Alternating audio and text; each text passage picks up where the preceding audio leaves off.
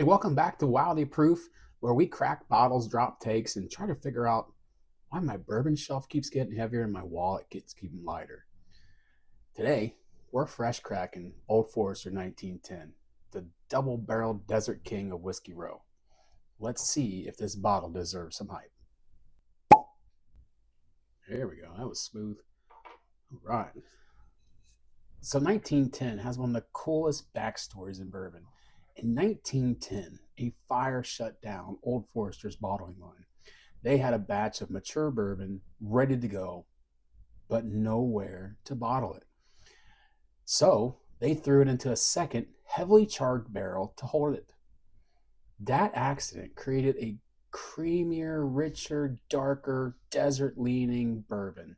And Old Forester recreated that process in this modern day release.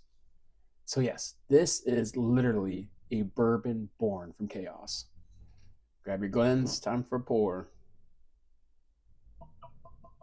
A little glug glug. Nice. Look at that viscosity. It's got legs to it. This thing pours like it's auditioning for a syrup commercial. Thick legs, a deep collar. It's all right. First nose. Oh wow!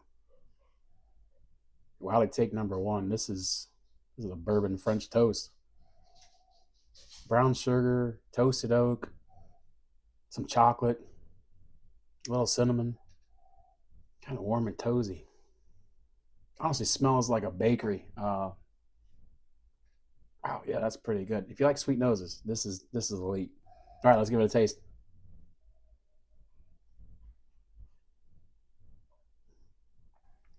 This is the smoothest 93 proof flex in the entire Whiskey Row lineup. Chocolate, fudge, caramel drizzle, toasted marshmallow, little char from that second barrel. It's not trying to punch you. This is trying to tuck you in for the night. This is the bourbon for someone who says that they want something sweet, but they don't want to fight it. All right, the finish on this is medium. It's sticky sweet. It's not a Kentucky hug, as some bourbon reviews might say about some different bourbons. This is more like a Kentucky cuddle. It lingers just long enough to think about a second pour, which is exactly how Old Forester is going to get you hooked. So, how does this 1910 compare in the Whiskey Row lineup? If 920 is the powerhouse, the 115 proof prohibition style, 1910 is the dessert. If 1897 is the classic bourbon drinker's drink, that bottled and bond 100 proof, 1910 is the sweet tooth pick.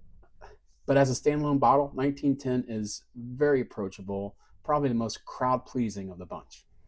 All right, who should pick up a bottle of 1910? If you're into bourbon, 1910 is definitely a very solid pour. It's definitely a very dessert pour. If you like sweet, rich, chocolate leaning bourbons, this is a no brainer. If you're newer to bourbon and you want to try something that's not going to burn you alive, it's also a great pick. But if you're a proof chaser who wants that intensity, you want a high spice, high rye type of thing, this is going to feel way too gentle for you.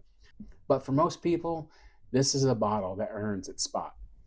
All right, friends, if you've had the 1910 before, drop your take in the comments. Is it still a top tier dessert style bourbon, or has the hype moved on from it? Have you moved on to a different one? What's your favorite dessert style bourbon out there? And if you want me to fresh crack a 1920 next, say the word. Thanks for watching. It's Rob with Wildly Proof, friends. Cheers. There we go. That was smooth. All right.